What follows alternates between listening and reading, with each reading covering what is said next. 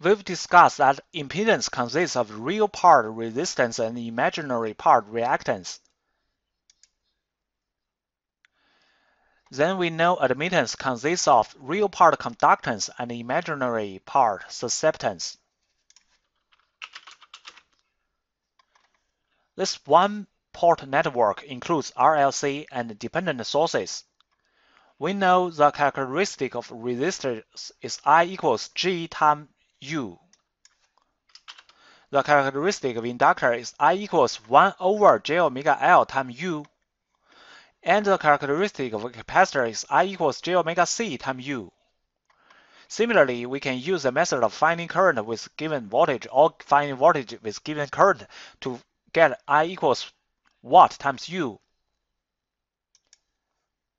This part is called admittance. Similarly, it can be expressed as a form of real part and the imaginary part, or modulus and phase angle. We can draw the triangle of admittance.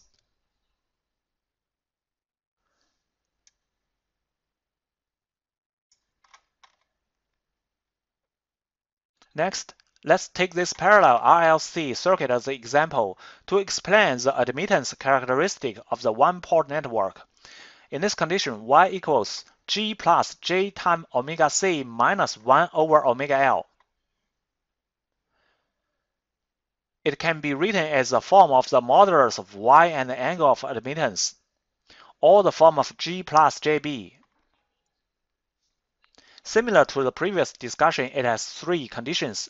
In the first condition, omega C is larger than 1 over omega L. So phi prime is larger than 0, and U lacks I. The circuit is capacitive, and its phasor graph is like this.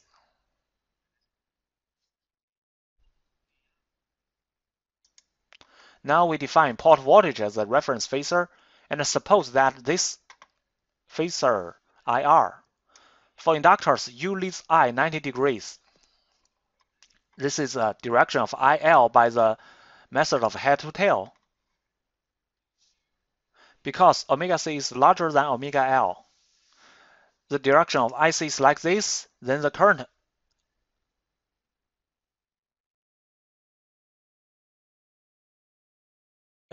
is in this direction. In this condition, I leads U or U lags I. In the second condition, omega C is less than 1 over omega L. So phi prime is less than 0, and I lags U. Its phasor graph is like this.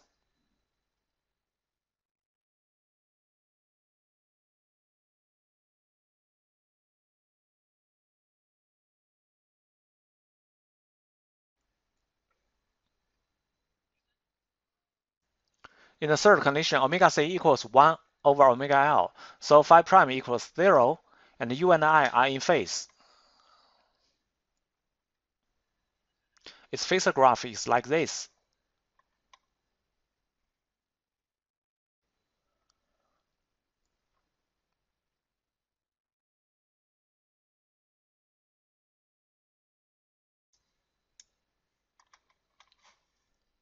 Besides the triangle of admittance, we can also draw the corresponding triangle of currents.